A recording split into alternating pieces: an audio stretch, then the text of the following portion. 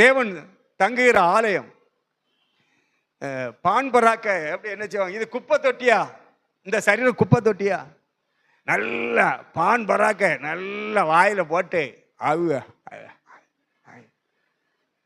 மனைவி எப்படி கிட்ட வருவாங்க? சோத்திரம். நல்ல குறைஞ்ச மிக மோசமான வாடை இந்த மதுபானத்தில் இருக்கும். அதை குடித்து கொண்டு பல்லும் தேய்க்கிறது கிடையாது. ஒரு வாரம் பல்லு தேய்க்கிறது கிடையாது. போய் மனைவிகிட்ட பிள்ளைகள்கிட்ட போனால் பிள்ளைகள் என்ன செய்யும்? சோத்திரம். அந்த மனுஷன்ட்ட வாழ முடியுமா? அந்த மனுஷனுடைய குடும்பம் வாழுமா? கர்த்தருடைய ஆலயம். ஆண்டவர் சொல்லுகிறார் கொரிந்தியர் 3ஆம் அதிகாரத்தில், இதை கெடுத்தால் நான் அதை கெடுப்பேன் என்று சொல்லுகிறார்.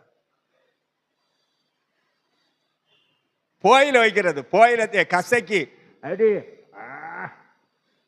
சுண்டுகளை அச்சுக்கிட்டு என்னண்ணே என்ன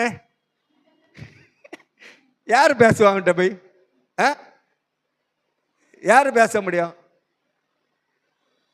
பெரிய புகை வண்டி மாதிரி சிலவனை புகையை விட்டுட்டு வாயில் எப்பவுமே இருக்கும்.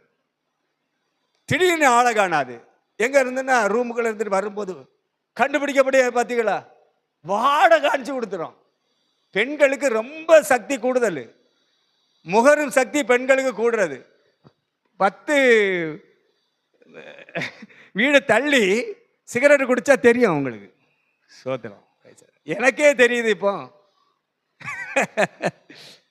சிகரெட் குடிச்சா சே நான் அதை 3 மாசத்துக்கு முன்பாக விட்டுட்டேன். பொய்.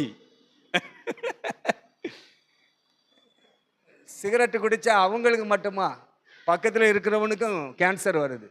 ஆண்டவர் சொல்ல கெடுப்பேன்னு சொல்லுகிறார். அந்த இளம் சிவப்பு இருதயம் ரெட்டு இருதயம் கருப்பா மாறுகிறது. புகை பழக்கங்கள்.